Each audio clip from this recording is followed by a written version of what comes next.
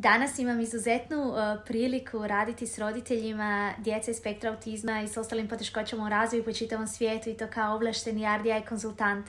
RDI program je edukacijski program za svakog roditelja djeteta iz spektra autizma.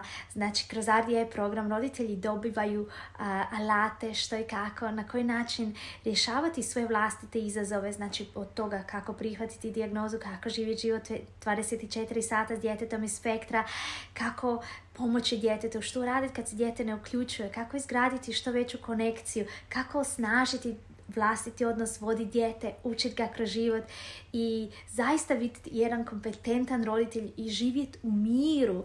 Iako je riječ o autizmu, s druge strane rješavamo sve izazove s kojima se dijete susreće, od nerazumijevanja, od funkcionalnog govora, senzorike, svih vještina. Pogledajte više u opisu mog profila o RDI-u.